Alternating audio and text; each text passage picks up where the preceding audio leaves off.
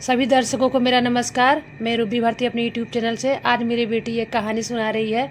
अगर इसका कहानी आप लोग को पसंद आए तो लाइक कीजिएगा, सब्सक्राइब कीजिएगा। शुभ अपराह्न आदरणीय प्राचार्य महोदय, शिक्षकगण और मेरे प्यारे साथियों। मेरा नाम रंजना कुमारी है। मैं कक्षा 5वीं वर्ग की छात्रा हूँ और आज मैं आप सभी के सामने एक कहानी प्रस्तुत करना चाहती हूँ जिसका शीर्षक है जादुई कागज का घर। बहुत समय पहले की बात है। एक विलासपुर नामक हंसी खुशी एक गांव था जहां हमेशा चहल पहल रहती थी। वहां के आदमी दूर शहर पे काम करने जाते थे और वहां की महिलाएं घर का छोटा मोटा काम कर कर अपने घर को चलाती थी।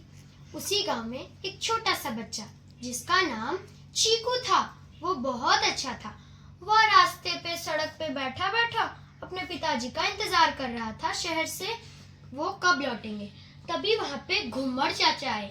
घूमर चाचा ने कहा, चीकू बेटा घर चले जाओ, बारिश की संभावना बहुत होने वाली है।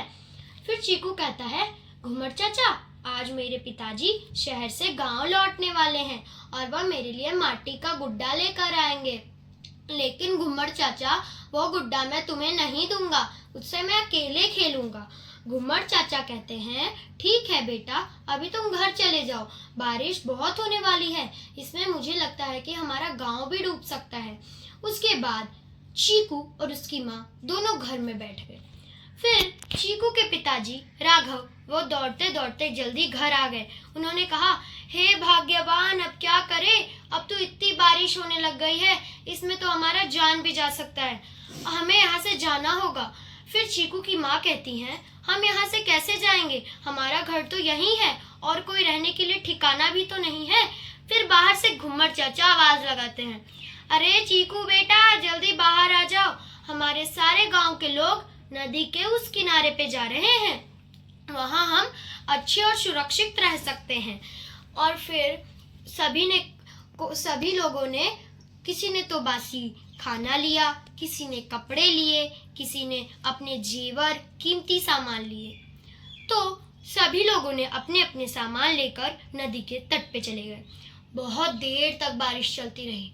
फिर सभी ने इंद्रदेव से प्रार्थना किया, हे इंद्रदेव ये वर्षा रोक दीजिए, हमारे साथ बच्चे बूढ़े जवान भी हैं और हमारे लिए रहने के लिए घर भी नहीं है, बारिश रोककर हम पे कृपा करिए। उसी समय इंद्रदेव प्रकट होते हैं और वह कहते हैं कि वर्षा रोककर मैं तुम पर तो कुछ कर नहीं सकता, इस वर्षा के कारण तो तुम मानव ही हो। अच्छा तुम्हारे बेटे के हाथ में जो डायरी है उस डायरी के पन्ने को फाड़कर ले आओ।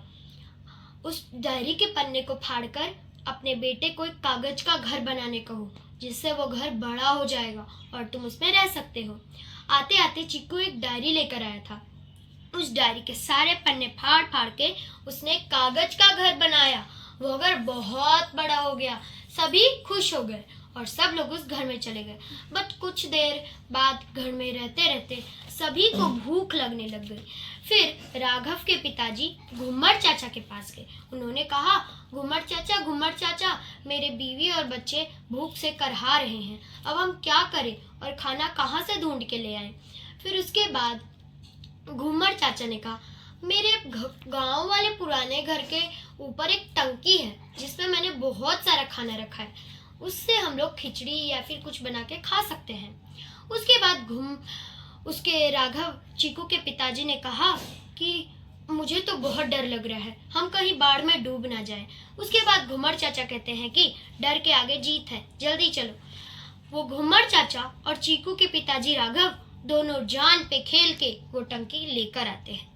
सभी लोग अपनी अपनी भूख मिटा लेते हैं। कुछ देर बाद वर्षा रुक जाती है। उसके बाद सब लोग हंसी खुशी उसी विलासपुर नामक गांव में रहने लगते हैं और गांव कुछ भी नहीं हुआ था, बारिश के कारण कुछ भी नहीं डूबा। सब हंसी खुशी उस गांव में वापस रहने लगते हैं। इस कहानी से हमें यह शिक्षा मिलती है कि हमें कभी भी डरना और चिंतित नहीं होना चाहिए। डर के आगे जीत है। धन्यवाद एवं आपका दिन मंगलमय हो।